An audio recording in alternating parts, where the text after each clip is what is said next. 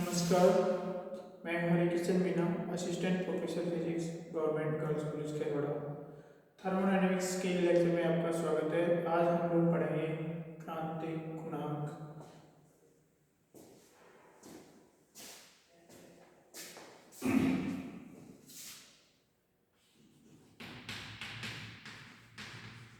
क्रांतिक गुणांक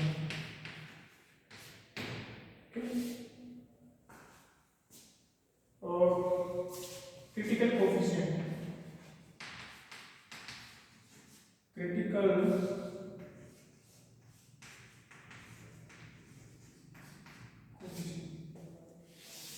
देखो, जो गैस का क्वाड्रेटिक जो गैस समीकरण था, गैस समीकरण है P प्लस A और B square V minus B this equal to R।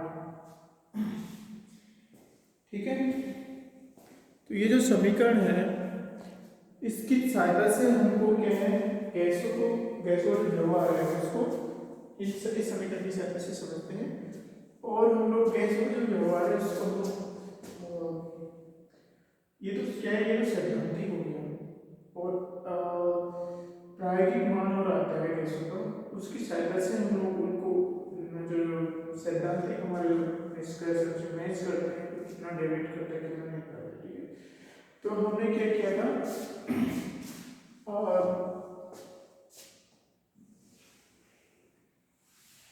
जो गैसों का जो सैद्धांतिक वक्र है या प्रायोगिक वक्र है किस किस के बीच में,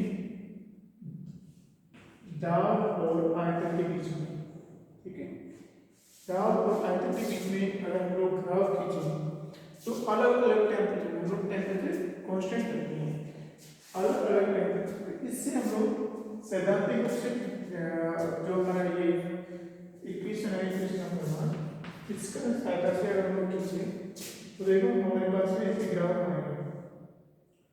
एग्जैक्टली तो मैं कर सकता, लेकिन फिर भी समथिंग लाइक दिस, इस प्रकार के ग्राफ आते हैं।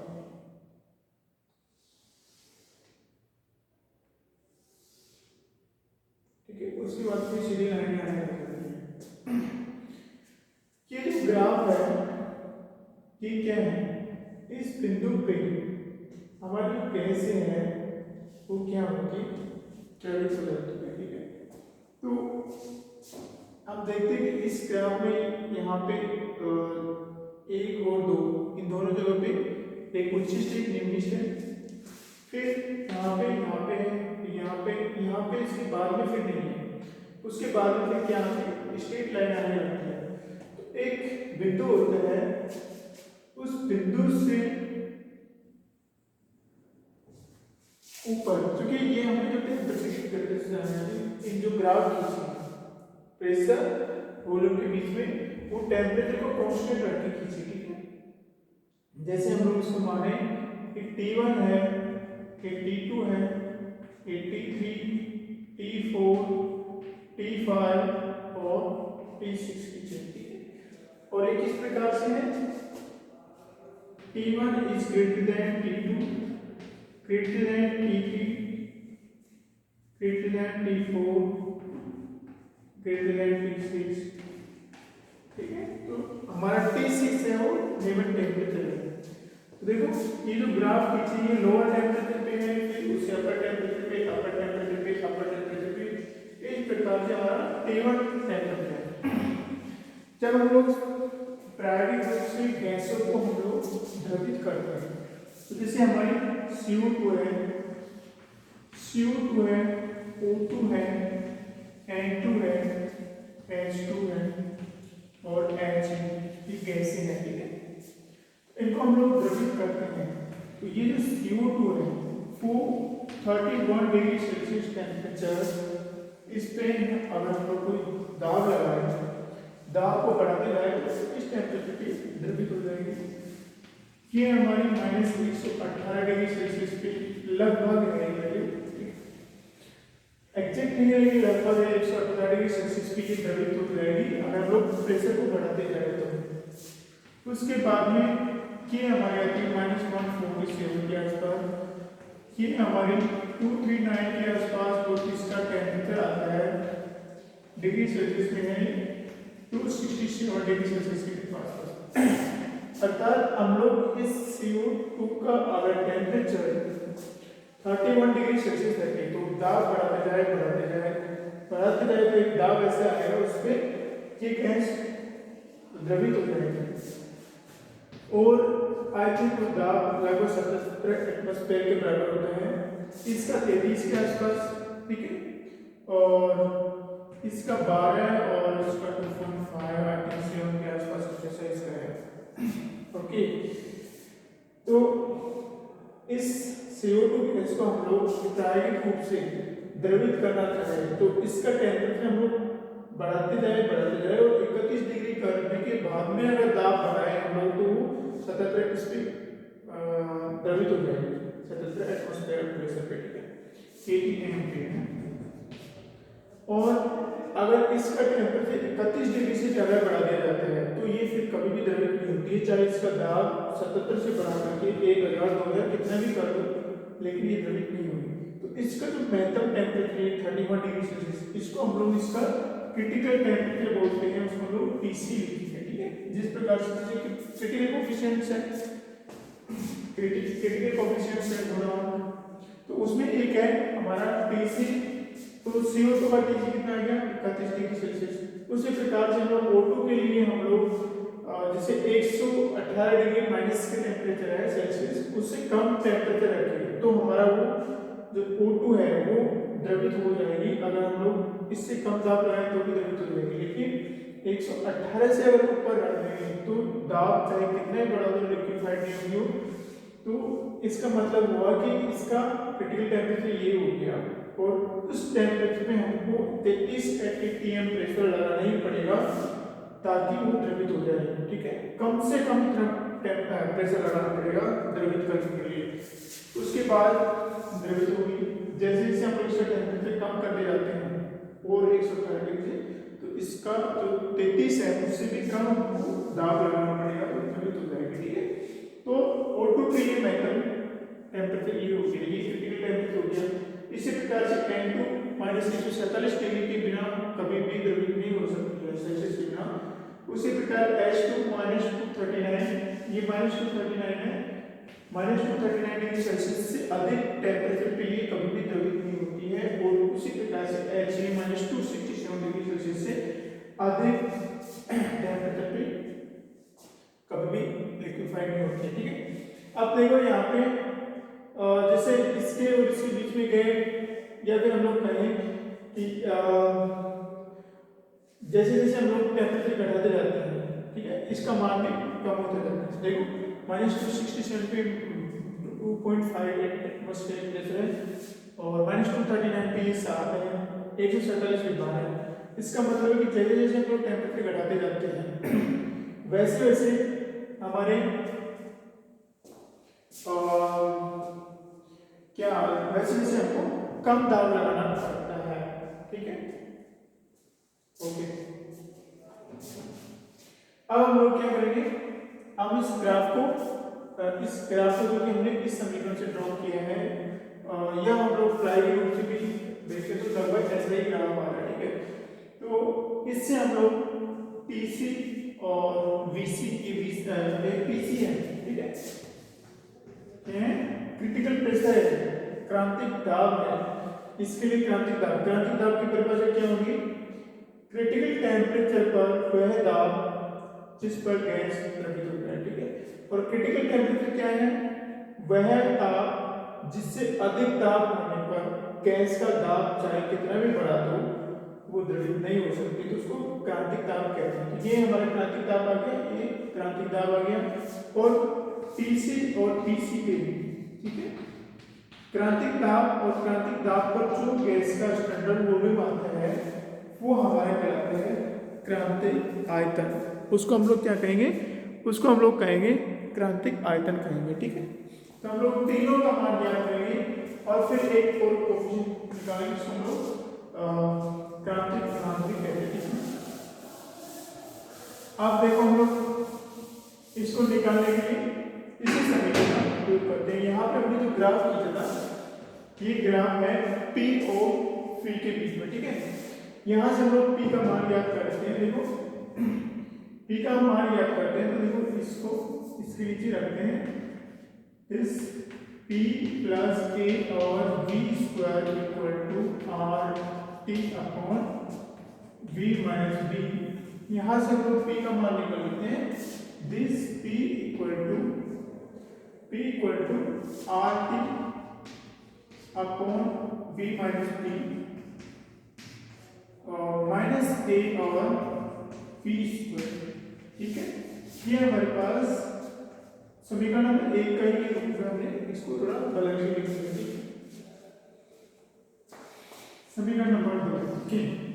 अब देखो ये जो ग्राफ है P और B के बीच में आ रहा है, हमने इसकी सहायता से ग्राफ खींचा तो हमको क्या करना है, हमको TC और PC का करना है। इन बिंदुओं को ज्ञात करने के लिए हमको क्या करना पड़ेगा, इसका क्योंकि ये जो ग्राफ खींचे हमने कांस्टेंट टेम्परेचर खींचे, ठीक है, तो हम लोग इसका V के साथ इस V के साथ इसका अवकलन कर देंगे ताकि हमको ये उच्चिष्ट और निम्निष्ठ बिंदु है, ये बिंदु है, ये बिंदु हमको प्राप्त हो जाए, ठीक है।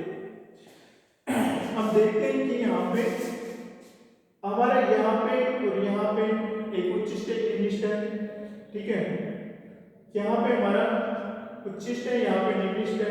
यहाँ पे ऐसा बिंदु होता है जैसे जैसे ग्राफ नीचे से ऊपर होता जाता है, TC1 है, ठीक है।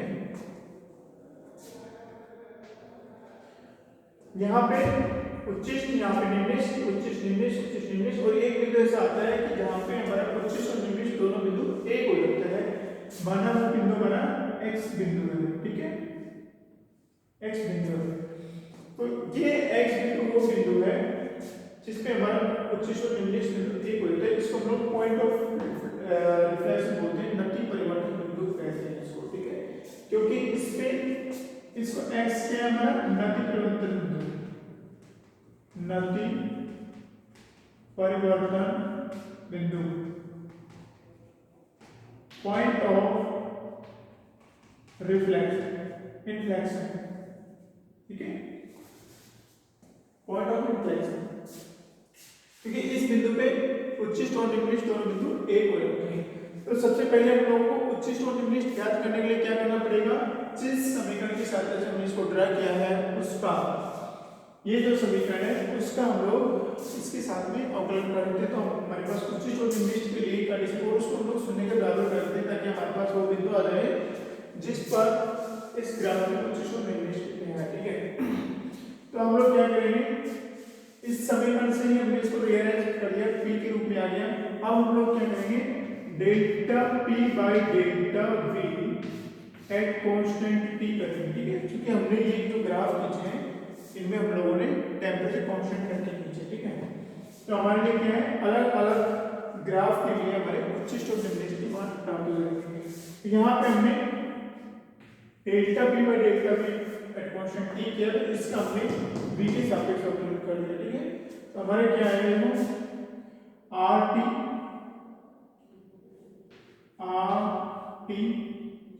और इसका हमने अवकलन किया था हमारे पास में माइनस का 1 आएगा, minus 1 divide by V minus B इसका स्क्वायर है, ठीक, माइनस 6 से मल्टीप्लाई हो जाएगा, इसका होल स्क्वायर हो गया, फिर माइनस A, फिर इसका हमने अवकलन किया स्क्वायर का, तो क्या आएगा minus 2 divide by B cube, ठीक है,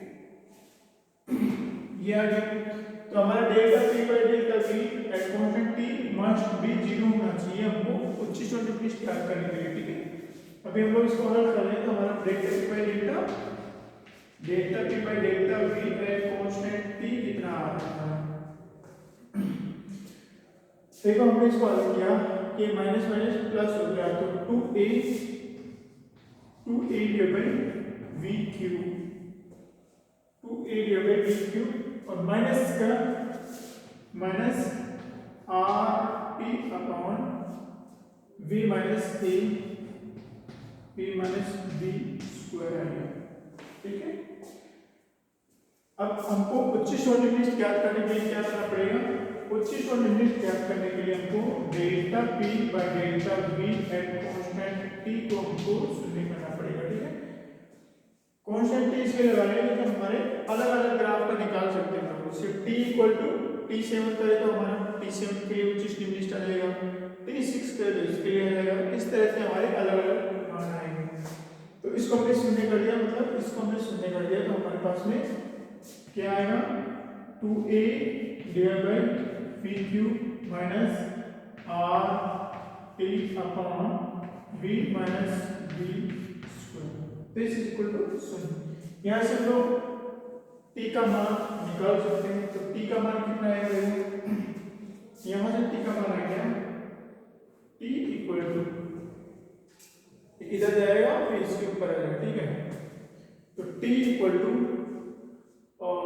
2a v minus B square, ठीक है, divide by R V cube, ठीक है। ये हमारा टी का मान आ गया, ये टी का मान आ गया। अलग अलग टी का मान रख के हम लोग उन ग्राफों के लिए टी का मान निकाल सकते। तो ये हमारा टी का मान आ गया, ओके।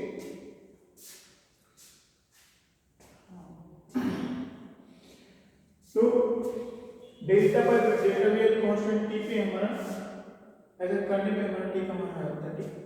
तो डिफरेंट डिफरेंट टी की वैल्यू रखने पे डिफरेंट डिफरेंट ग्राफ के अगर वी हो, जैसे हम लोग वी का मान रखें तो डिफरेंट डिफरेंट टी के लिए हमारा जो टी का मान यहाँ पे आते हैं, हम लोग क्या करेंगे? इस टी का मान यहाँ पे देखो टी का मान अलग अलग है, ठीक है। तो जो उच्चिष्ट और निम्निष्ट है उसके लिए क्या होगा? हमारा टी के अलग अलग मान आएंगे, ठीक है।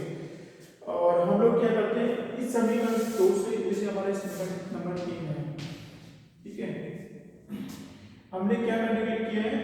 हमने उच्चिष्ट और निम्निष्ट ज्ञात करने के लिए इसका मान शून्य किया, ठीक है।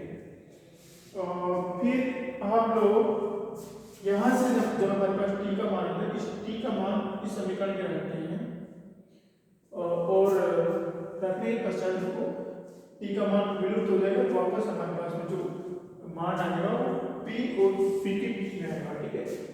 और पी और पी के बीच में आएगा क्योंकि हमारा जो अब की बार जो समीकरण आएगा वो उच्चिष्ट और निम्निष्ट का बिंदु पर आएगा, ठीक है। अगर हम लोग पी और जो कि समीकरण 2 और 1 3 में से अगर हम लोग टी का मान विलुप्त कर दें, ठीक है, तो हमारे पास में जो समीकरण आएगा वो इस उच्चिष्ट और निम्निष्ट के बिंदु पद का समीकरण आएगा और जिसका महत्व बिंदु हमारा x होगा, ठीक है।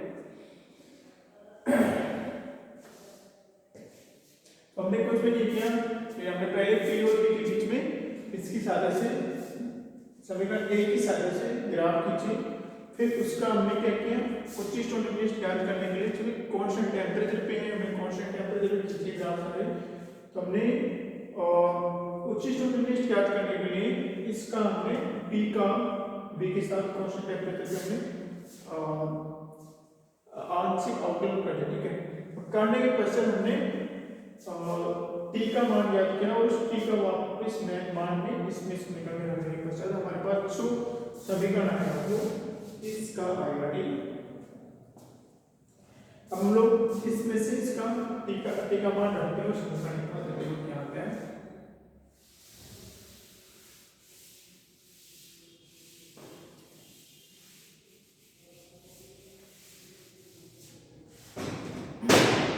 इसमें हमने टी का मान रख दिया, तो रख के देखते हैं हम लोग टी का मान।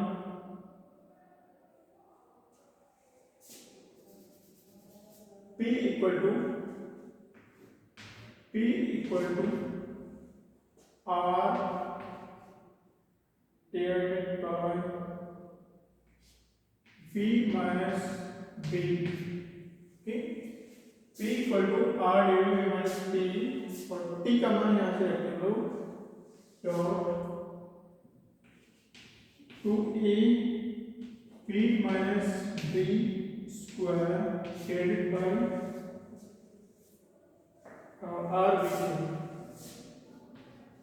r b cube minus a और b square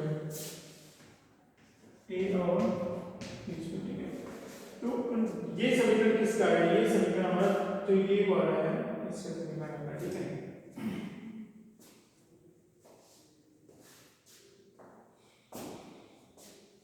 r से r कैंसिल हो गया हमारा, तो p इक्वल टू कितना बदल देखो, p equal to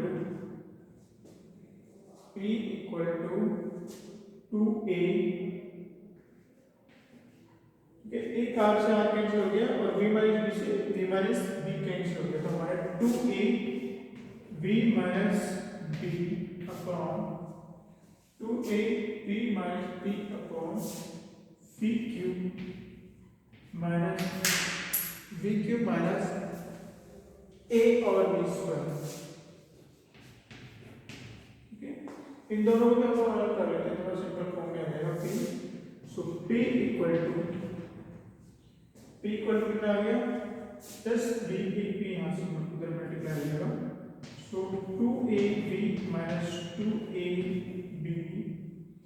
minus ab divide by b cube, ठीक है।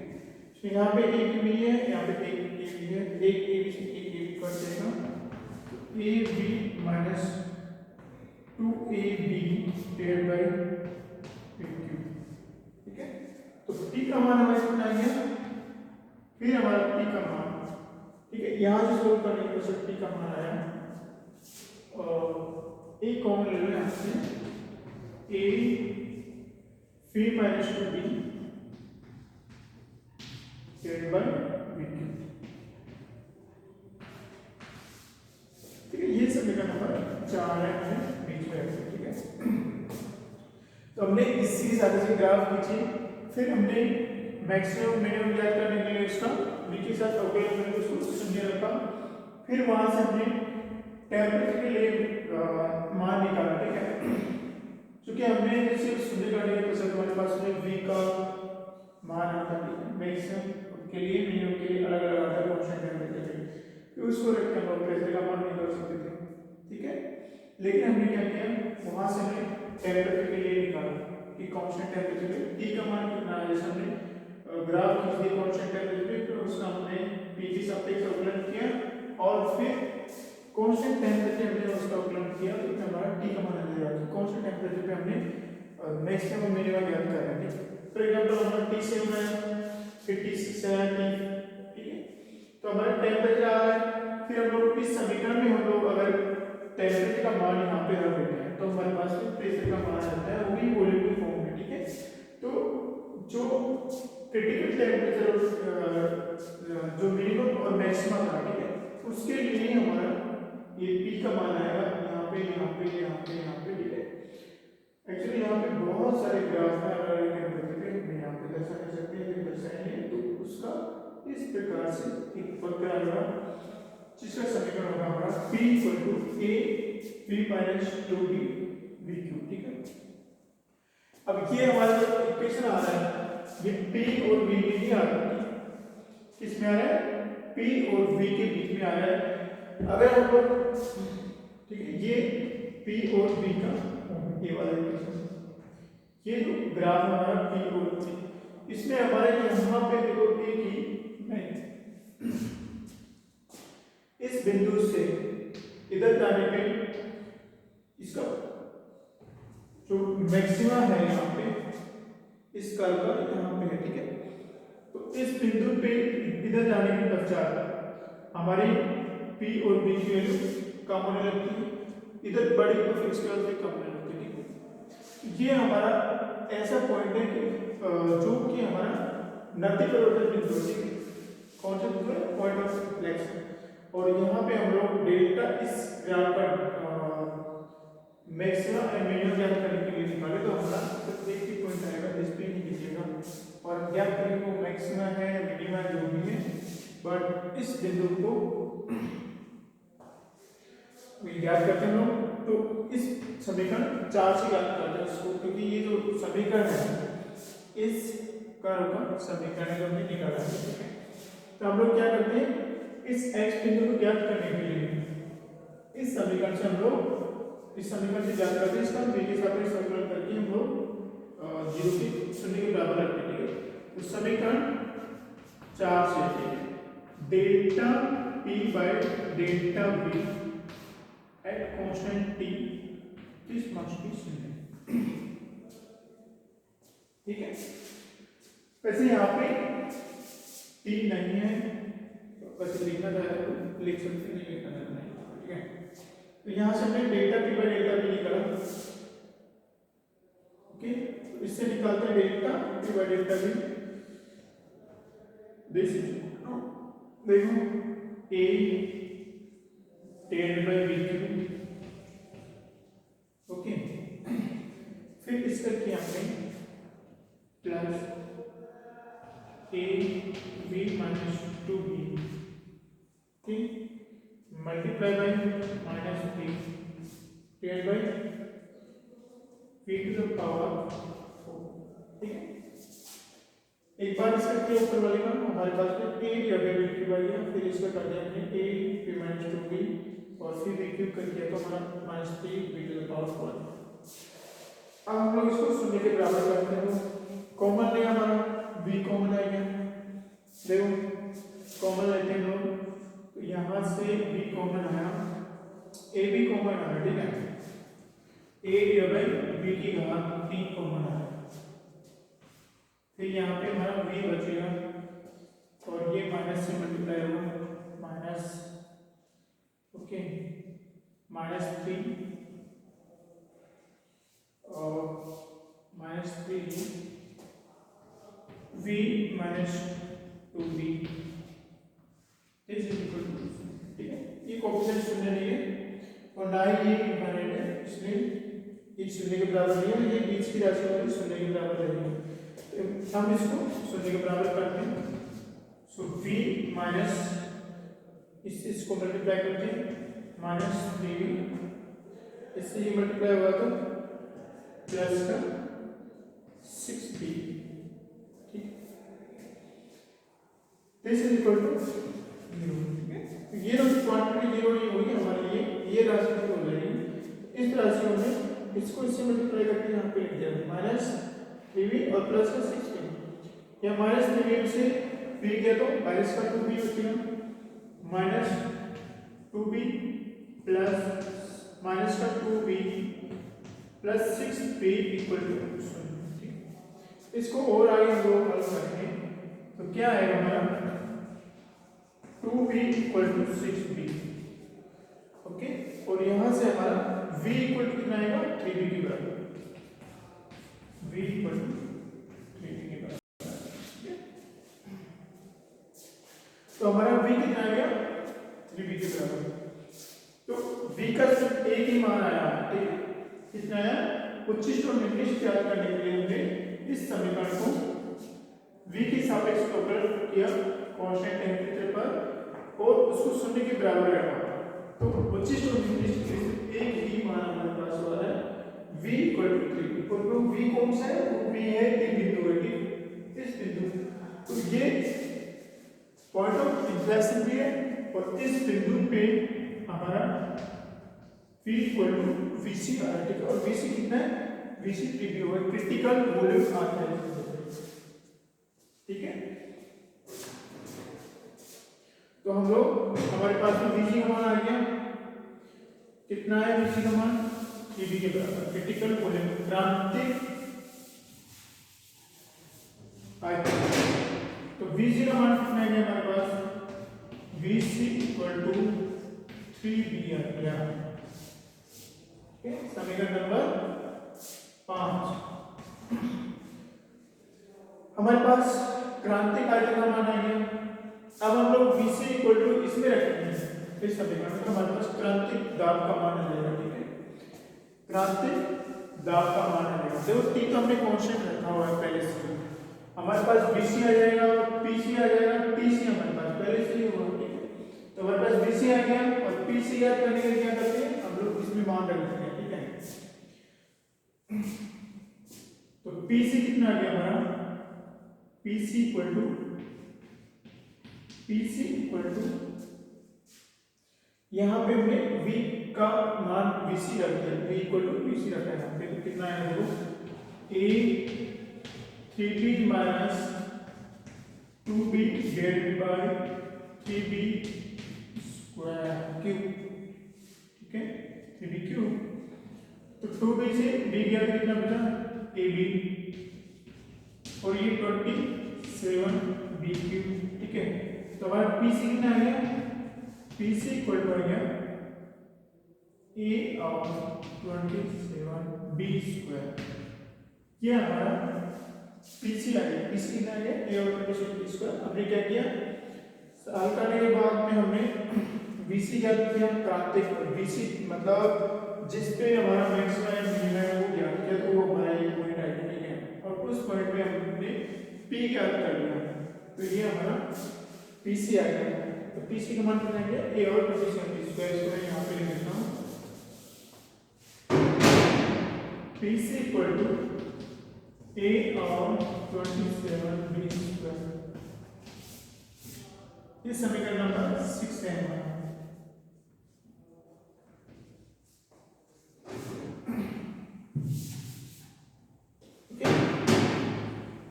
इस बिंदु के लिए हमने BC याद, ये भी तो हमारा BC आया था, यहाँ से हमने याद किया था। इस बिंदु के लिए हमने PC याद किया। अब हम लोग इस बिंदु के लिए हम लोग T याद करेंगे, टेम्परेचर कितना आएगा, ठीक है। क्योंकि इस बिंदु के बाद में कोई ऐसा बिंदु नहीं आता है जिसमें ये हमारा इस जो ग्राफ हमने मैक्सिमम मिनिमम है, फ्लैट ग्राफ होते हैं, तो ये जो हमारा पॉइंट ऑफ रिफ्लेक्शन होता है, और इस बिंदु पे जो हमारा PC आता है उससे अपर PC जो होते हैं उस पे हमारा कोई मैक्सिमम मिनिमम नहीं है। इसका मतलब है कि हमारी गैस में इससे उच्च ताप पे लिक्विफिकेशन नहीं हो सकती। तो इस बिंदु को हम लोग जहाँ पे जिस ताप पर ये ग्राफ खींचा गया उसको हम लोग क्रिटिकल टेम्परेचर कहते हैं, T4 है, ठीक है। और इस बिंदु पे जितना हमारा प्रेशर है, ठीक है, ये प्रेशर पे लिखना, और जितना हमारा वॉल्यूम है उनको हम लोग ट्रांजिट वॉल्यूम और critical volume and critical temperature कहते हैं, ठीक है। हमने PC ज्ञात कर लिया कि इस बिंदु पे क्रिटिकल टेम्परेचर ज्ञात, प्रेशर ज्ञात कर लिया, क्रिटिकल वॉल्यूम ज्ञात कर लिया। क्रिटिकल टेम्परेचर ज्ञात करने के लिए क्या करेंगे हम लोग, हमने इसका अवकलन करने के साथ हमने T ज्ञात किया, ठीक है, क्योंकि ये हमारा क्रिटिकल टेम्परेचर है। तो निकाल लेते हैं हम लोग इससे T इक्वल टू 2A, इसमें V की जगह PC का मान रखेंगे और T की जगह PC का मान रखेंगे, ठीक है। हमारा वैसे हमने यहाँ पे 10 B का मान नहीं है, यहाँ पे P का मान है ही, ठीक है। तो आ जाएगा, देखो P का मान रखा 2A 3B minus B divided by 3B minus B का स्क्वायर R 3B इसका क्यूब, ठीक है। B में से B जाएगा, 2B बचेगा, dash 2A and 2B square divided by R 27B cube, ठीक है। तो देखो ये तो हो गया हमारा B स्क्वायर, यहाँ B क्यूब है, तो ये एक B बचेगा नीचे। यहाँ पे हमारा स्क्वायर है इसका 4 और 2 8 हो गया, ठीक है।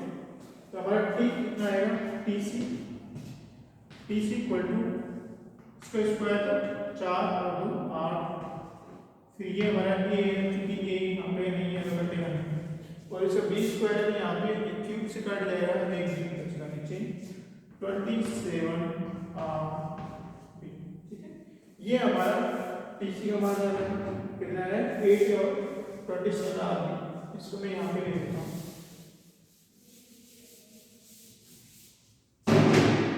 TC equal to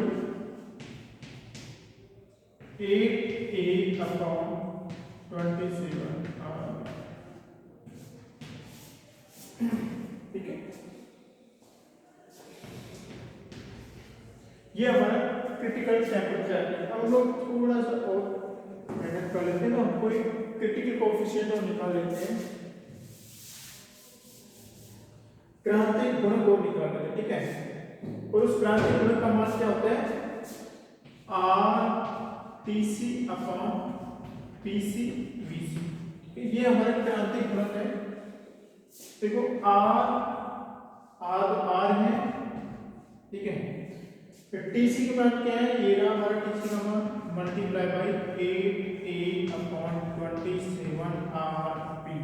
multiply by PC का मान कितना है, पीसी का मान ये रहा, यहाँ पे रखते हैं लोग, तो ये आएगा 27b² upon a multiply by BC का मान कितना है 3b 1/3b, ठीक है। तो देखो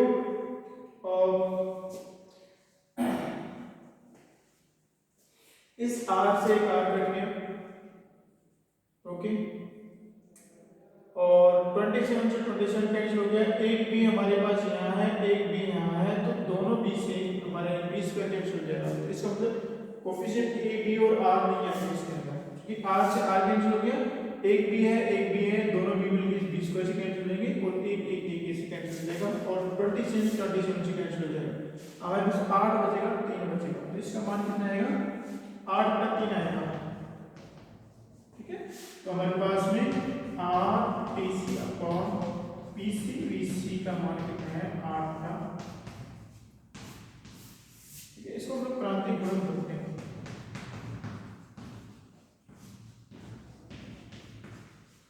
क्रांतिक गुणक या कहेंगे कि क्रांतिक टेम्परेचर पर इस राशि का मान हमेशा 8/3 ही होता है, ठीक है।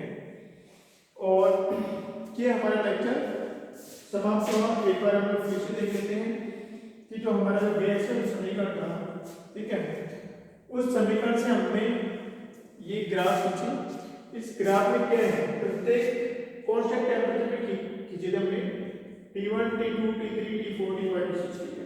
और ये किस प्रकार से है, ये टेम्परेचर इससे अधिक है, ये कम, ठीक है। T1 T2 T3 इस प्रकार से है कि T1 ज्यादा है, T2 से T2 ज्यादा है, T3 से, इस प्रकार से ग्राफ खींचने के बाद में हमने द्रव्यमान से गैस का प्रेशर और वॉल्यूम इस ग्राफ के अनुसार बदला, थोड़ा सेम टाइप का ग्राफ आता है। तो जो हमारे पास में ये जो ग्राफ है उसमें मैक्सिमा और मिनिमा आते हैं, ठीक है। उन मैक्सिमा मिनिमा पे हमारी गैस लिक्विफाई होती है, उनको हम लोग उस मैक्सिमा और मिनिमा पर हम लोगों को प्रेशर और वॉल्यूम का मान ज्ञात करना है, ठीक है। और प्रेशर और वॉल्यूम का मान ज्ञात करने के लिए क्या करेंगे हम लोग, इस समीकरण को हम लोग P के रूप में लिखा, फिर इसका हमने वॉल्यूम के साथ अवकलन करके कांस्टेंट टेम्परेचर पे, क्योंकि ये ग्राफ कांस्टेंट टेम्परेचर पे खींचे गए हैं, पर्टिकुलरली से हम लोग T1 पर ज्ञात करना चाहते हैं डेल्टा T और डेल्टा V का मान, तो उस पे आ जाएगा।